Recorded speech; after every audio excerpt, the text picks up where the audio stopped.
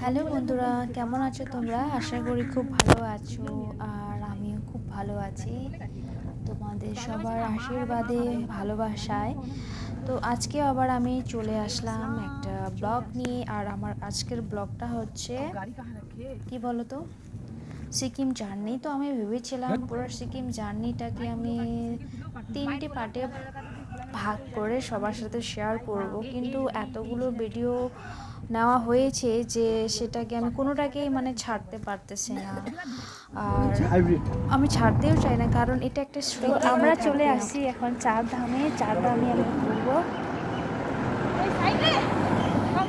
তো আমরা পৌঁছে গেছি চার ধামের। তো এখানে টিকিট কাউন্টার। তো যাই হোক, সেখানে আসতে গেলে অনেক কিছু মানে এখানে গেট পাস করার সময় টিকিট কাটতে লাগে, তারা মন্দিরে প্রবেশ করার জন্য টিকিট কাউন্টার আছে। তো যাই হোক, আমরা চলে আসলাম এখানে। তো আমার জন্য একটা সারপ্রাইজ ছিল। আমি ভাবছিলাম এই যে বিল্ডিং, এই যে ঘরগুলো দেখা যাচ্ছে, আমি ভাবছিলাম মানে এটাই চারধাম, কিন্তু আমি জানতাম না যে এর ভিতরে আছে চারধাম। তো সেটা আমার জন্য সারপ্রাইজ ছিল। তো দাদাগুলো টিকিট ফিকিট কাইটে নিয়েছে। এখন আমরা ভিতরে সত্যি বলতে বন্ধুরা, আমি সত্যি ভেবেছিলাম যে মানে এটাই মতলব চারধাম। মানে এই জাস্ট যে আমাদের শিব মন্দির দেখা যাচ্ছে, শিব ঠাকুরের মূর্তিগুলো চারপাশে অনেক কয়টা মানে এই যে সাম্বালগুলো দেখা যাচ্ছে, আমি বললাম এটুকুই, মনে আর কিছুই নেই। তো যাই হোক, আমরা দেখলাম এখানে এখানে হচ্ছে চারধামের যা যা কয়েকটা মন্দির আছে বাইরে চারধামের ওখানে। তো প্রত্যেকটা মন্দিরে পূজা দিতে আসলাম না, দেওয়া আছে ছোট ছোট। কোথায় আবার পূজা দিতে যাব? তো ও উপরে, ও উঠে যায়নি এখনো। হে ভগবান, আমি তো ভাবছি হয়ে গেছে। এ বাহ, চারধাম চলে আসছি, কি সুন্দর। ও ওটা শুধু ওখানে ইয়েটা দিয়েছিল, ওটাকে কি বলে, প্র্যাকটিক্যাল এদিকে আছে। খুব সুন্দর, অন্ধকার অন্ধকার আসতেছে।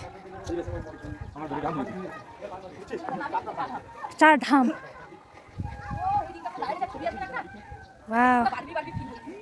না আমি ভিডিও করতেছি। আমরা যখন আসছিলাম উপরে, তো অনেক দূর থেকে আমাদের শিব মন্দিরটাকে দেখা যাচ্ছিল। তো ফাইনালি আমরা কাছাকাছি চলে আসি। তো এখানে আমরা পৌঁছেছি অনেকটা 5:30টার পরে। তো অ্যাকচুয়ালি এদিকে তো সন্ধ্যা হলে অনেকটা অন্ধকার হয়ে যায়, আর এর জন্য ভিডিওটা একটু অন্ধকার অন্ধকার হচ্ছিল।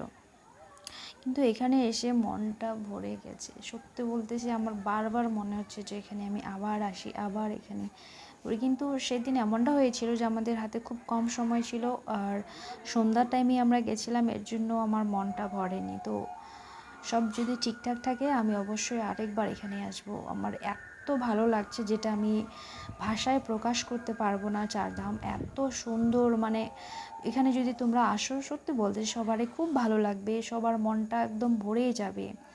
একটা আলাদাই শান্তি অনুভব করবা তোমরা। চারপাশটা এতটা সুন্দর, মনে হয় যে কোথাও কোনো স্বর্গে আসছে আমরা।